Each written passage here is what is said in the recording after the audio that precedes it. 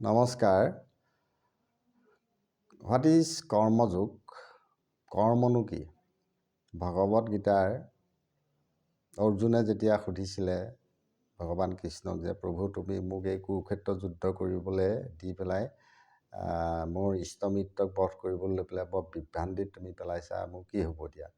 তেতিয়া ভগৱান কৃষ্ণই অৰ্জুনক কৈছিলে যে তুমি ক্ষত্ৰিয়, গতিকে ক্ষত্ৰিয় যুদ্ধ কৰিবই লাগিব, আৰু তুমি যাক বধ কৰিবা সেইবোৰ তোমাৰ পাপ নহয়। গতিকে ভগৱান কৃষ্ণই কৈছে যে 4 আশ্ৰমৰ কথা কৈছে, ব্ৰাহ্মণ, ক্ষত্ৰিয়, বৈশ্য, শূদ্ৰ। ঠিক তেওঁলোকৰ কাৰণে বিহিত যিবোৰ কৰ্ম আছে তেনেধৰণেই কামবোৰ কৰি গ'লেই অসুবিধা নহয় বুলি প্ৰতিপন্ন কৰিছে। আমি ইন্দ্ৰিয় সুখৰ কাৰণে কোনো কাম পোনপটীয়াকৈ কৰিব নালাগে, আৰু আমি কোনো আসক্তি লৈ কাম কৰিব নালাগে। ফলৰ আসক্তি লৈ কাম কৰাটো কৰ্ম নহয়। যি হ'বলগীয়া আছে আমাৰ হৈ থাকিব, আমি যিখিনি বিহিত কৰ্ম মানুহ ৰূপে সেইখিনি কৰি যাব লাগে। ধৰ্মস্য সূক্ষ্মগতি, অধৰ্মস্য অধোগতি। সৎ কাম কৰিলে ভাল হ'ব, আৰু অধৰ্মী বেয়া কাম কৰিলে আমাৰ বেয়া হ'ব, সেইটো সাধাৰণ কথা। কিন্তু ক্ষত্ৰিয়সকলে যুদ্ধত মৃত্যুবৰণ কৰিলেও অমৰ হয়, শ্বহীদ হয়। বধ কৰা সকলকো পাপ নহয়। কিন্তু আমি এটা কথা জানো যে জীৱ হত্যা মহাপাপ, সকলোৱে কয় বেয়া কাম। গতিকে আমি অনাহকত যদি জীৱ হত্যা কৰোঁ, তাৰ ফলটো সেই হত্যা কৰা জীৱটোৱে এনেকুৱা এটা জীৱন পায় যে হত্যা কৰাজনৰ পিছত আকৌ তেওঁ বধ কৰিবলৈ সুবিধা পায়।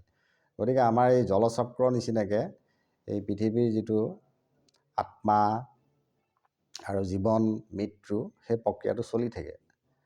গতিকে আমি পৃথিৱীত যিবোৰ মানুহ জন্ম লৈছোঁ বা জীৱ জন্ম লৈছোঁ, বিভিন্ন কৰ্মফলৰ কাৰণে এই পৃথিৱীত জন্ম ল'বলগীয়া হৈছে। সেইকাৰণে আমাৰ দুখবোৰ বেছিকৈ চলি থাকে।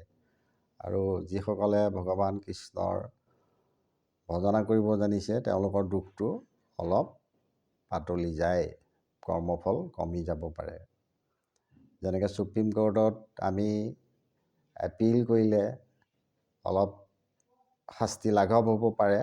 গতিকে আমাৰ কৰ্মফলো ভগৱান কৃষ্ণৰ চৰণত যদি আমি আগবাঢ়িব পাৰোঁ, তেতিয়াহ'লে আমাৰ কৰ্মফলো অলপ লাঘৱ কৰি হ'ব পাৰে। সেইটো কথা আমি ভগৱত গীতাত পাওঁ।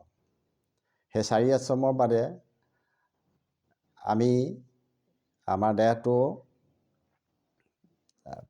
জড় পদাৰ্থৰ ওপৰতে আছে আমাৰ ইন্দ্ৰিয়বিলাকৰ ওপৰত আছে আমাৰ মনটো, মনৰ ওপৰত আছে বুদ্ধিৰ ওপৰত আছে আমাৰ আত্মা। গতিকে আমি যিটো কামকে কৰোঁ, we should analyse what is to be done or not to be done. আমি জ্ঞানেৰে জুকিয়াই কোনটো কৰিব লাগে, কোনটো নকৰিব লাগে, সেইটো জনাটো ভাল।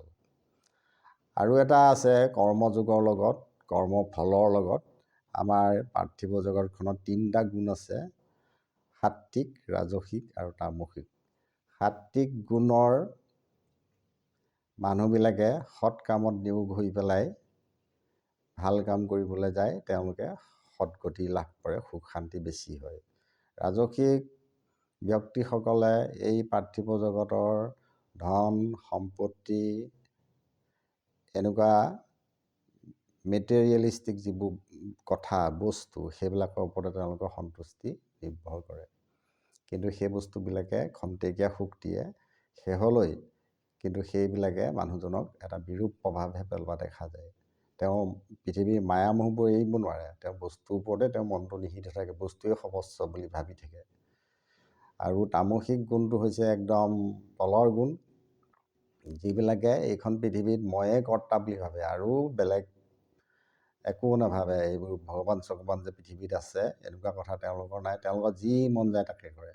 গতিকে তেওঁলোকৰ ফলটো অতি তামসিক, আন্ধাৰ। তেওঁলোকৰ দুখ কষ্ট বাঢ়ি যাব, শেষ বয়সতো তেওঁলোকৰ কষ্টলৈ পৰিণত হয়। আৰু আমাৰ আত্মাবিলাকো তেওঁলোকে পিছত দুখ কষ্টৰ জন্ম ল'বলগীয়া হয় বুলি আমি পাওঁ। গতিকে আমি ঠিক সৎ আচৰণ কৰি ভগৱান কৃষ্ণৰ যদি গুণানুকীৰ্তন কৰি আগবাঢ়ি যাব পাৰোঁ, আমি শান্তিয়ে থকাটো নিশ্চিত।